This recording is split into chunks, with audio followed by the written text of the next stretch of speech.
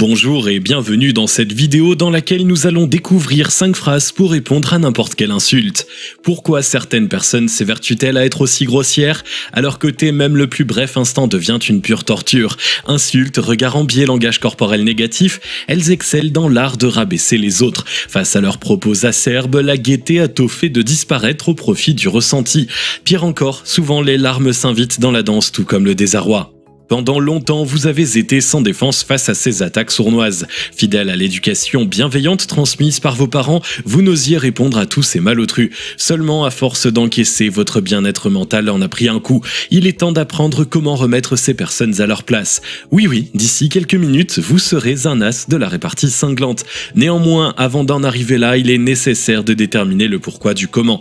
Mais juste avant, assurez-vous de vous abonner à la chaîne et n'oubliez pas de télécharger votre livre offert pour changer de vie en cliquant sur le lien dans la description située sous la vidéo.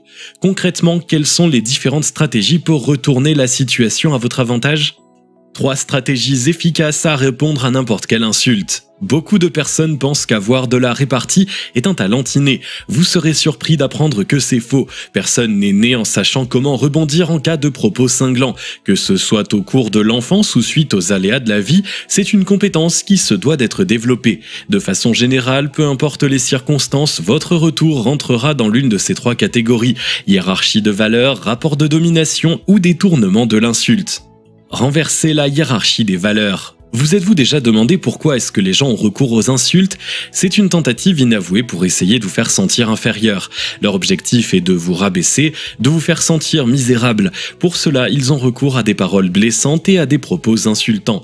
Lorsqu'une personne vous insulte, elle pointe du doigt l'un de vos attributs en insinuant que c'est mal. Votre façon de vous tenir, votre manière de parler, votre vision de la vie, peu importe ce dont il est question, elle va tenter de discréditer cet élément. Pour retourner la situation en votre faveur, essayez donc de renverser la hiérarchie des valeurs. Pour ce faire, réappropriez-vous ce qui a été dit par votre interlocuteur. Faites vôtre ses propos et renvoyez-les lui au visage. Un exemple très connu de cette stratégie, c'est le passage de Régine sur le plateau d'Ardisson. Déterminée à se jouer des blagues de mauvais goût du présentateur sur son physique, la jeune femme n'était plus disposée à se laisser marcher sur les pieds. Quand Baffy l'insulte sur sa vie sexuelle, le fait de rire après le sexe, elle lui demande s'il a déjà réussi à rendre une femme heureuse avec ses coups de hanche. Décontenancé, l'homme n'a pas su quoi répondre face aux attaques cinglantes de son ex-victime. Si vous pensiez que l'inversion de valeur n'était pas efficace, vous ne pouviez pas avoir plus tort. Changer le rapport de domination. Une autre stratégie qui a déjà fait ses preuves, c'est l'inversion du courant dominant. S'appuyant sur les mêmes principes que la précédente astuce, le bouleversement de la dynamique dominante est redoutablement efficace. Prenons un simple exemple. Supposions que vous soyez un homme au physique d'allumette. Très grande taille, extrêmement fin, vous affichez un beau mètre 90 pour environ 65 kg. Visuellement, disons que vous êtes très proche de Grand Corps Malade ou de Stromae. Le décor est-il planté? Êtes-vous parvenu à visualiser votre nouveau physique? Si oui, poursuivez la vidéo. Imaginez un instant, alors que vous êtes sorti avec des amis, vous rencontrez un groupe de gentlemen qui proposent de se joindre à vous. La fête bat son plein, le vin coule à flot, de jolies demoiselles vous sourient et puis l'un des nouveaux compagnons de fête vous lance une pique. Bob, dis-moi, avec une taille aussi grande que la tienne, ton cerveau est encore alimenté? Moment de silence gênant, regard en coin de la part de vos amis, stupéfaction chez votre prochaine conquête. Clairement, cet homme est jaloux que la belle Natacha n'ait Dieu que pour vous. À cet instant précis, vous avez 2 options. Rester bouche bée et le laisser prendre l'aval sur vous, lui renvoyer une pique cinglante pour calmer ses ardeurs. Inutile de faire durer le suspense, il est temps de vous révéler une astuce imparable. Et si au lieu de rester bouche bée, vous disiez: Ludovic, tu sais, le fait que tu sois petit ne signifie pas que tu doives te sentir inférieur. Pour un effet encore plus prononcé, prononcez ces mots en faisant un clin d'œil. À n'en point douter, cela devrait le calmer en quelques secondes.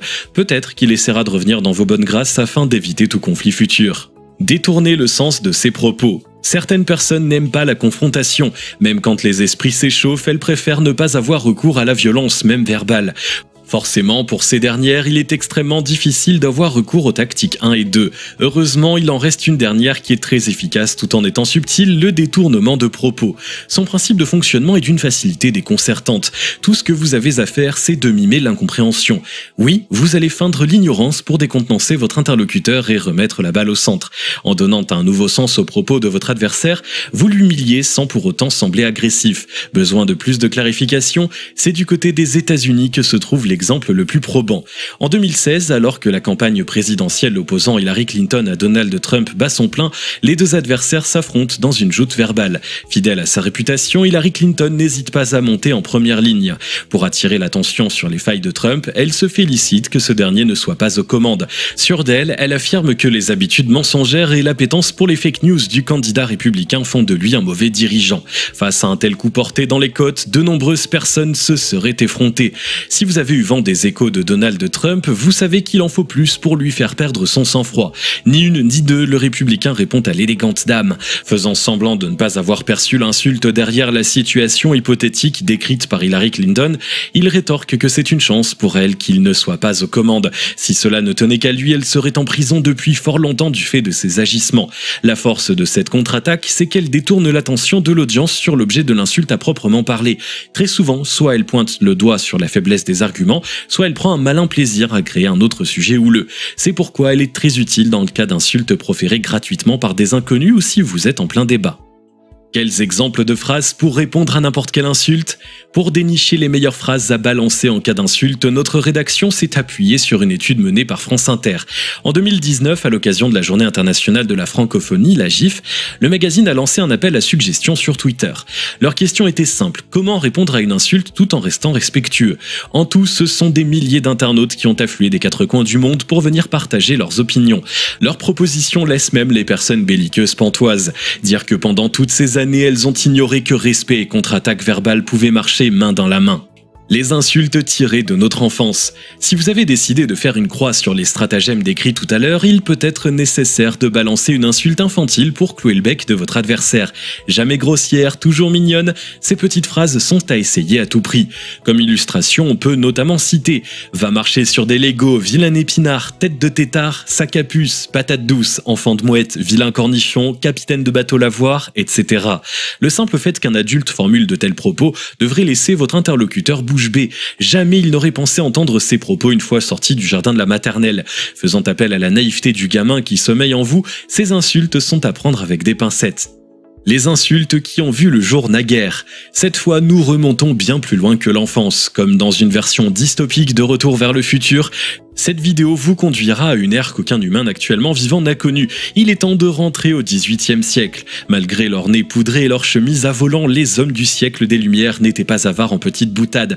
Vous êtes sceptique? Prenez donc quelques minutes pour visualiser la liste d'insultes qui suit.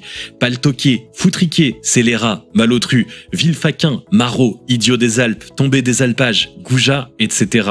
Au moment où vous prononcerez l'une de ces insultes, la personne en face de vous ne saura que dire. Entre votre usage spécial d'une langue qu'elle pensait connaître et votre attitude, elle ne saura quoi répondre. Connaissez-vous l'adage populaire selon lequel c'est dans les vieilles marmites qu'on fait les meilleures sauces? Avec cette catégorie d'insultes, vous prouvez que c'est on ne peut plus vrai. Les insultes inspirées du transit intestinal. Attendez, il n'est pas question d'écorcher les oreilles des usagers en ayant recours à des propos qui feront honte à vos parents. Non, vous êtes bien plus classe que cela. L'objectif, c'est de faire référence à cette partie du corps qui n'est pas souvent regardée avec envie, mais de façon délicate. Comme illustration de phrases que vous pouvez décrocher, on peut ainsi citer coprolite, fécalum, raclure de côlon, enfant de côlon, etc. Plus cela évoque la saleté, plus c'est efficace pour reprendre le dessus. À eux seuls, ces propos sont la preuve qu'il est possible d'évoquer les matières fécales sans pour autant être vulgaire. Les insultes qui respectent Dame Nature. Oui, il existe bien une catégorie d'insultes qui sont destinées aux écologistes. Pour les amoureux de Gaïa, rien n'est pire que de ne pas respecter la Terre. Forcément, ils ne sont jamais avares de termes pour s'en prendre à ceux qui les offensent. En même temps, au vu des traitements dont ils sont souvent victimes, ils ont tout intérêt à être loquaces. Sans perdre une minute de plus, voici quelques phrases cinglantes qui font toujours de l'effet. Déchets non recyclables, fond de benne, ordures, c'est un classique intemporel. Sac de boue, matière à compost, fumier, pourriture, etc. Les insultes qui feraient sourire Einstein. Dernière catégorie mais non des moindres, les insultes créatives. Et oui, qui a dit qu'il était impossible d'innover tout en remettant quelqu'un à sa place? Pour les personnes désireuses de se distinguer de la masse de propos sans nom, ce ne sont pas les options qui manquent, jugez par vous-même. J'ai pensé à t'insulter mais j'ai eu peur de mettre de la crasse sur l'insulte. Si seulement mes sacs de voyage pouvaient être aussi légers que ton bagage intellectuel. Vraiment, au vu de tes propos, je sens que tu es le patient zéro de la connerie. Stupide comme une valise sans poignée, ça c'est Jacques Chirac qui l'avait dit. PNJ extrêmement mal codé, enfant diac, etc. Avec autant de cordes mises à votre disposition, vous ne serez plus jamais à court de répartie face à l'adversité. Face à tant de réparties, les gens réfléchiront à 2 fois avant de s'en prendre à vous. Qu'attendez-vous pour les mettre en exercice? Si vous avez aimé cette vidéo, merci de liker, partager, commenter et surtout vous abonner à la chaîne. Vous êtes également libre de recevoir le nouveau livre 7 secrets pour changer de vie maintenant en cliquant sur le lien situé dans la description dessous de la vidéo et on se retrouve très vite pour une nouvelle vidéo.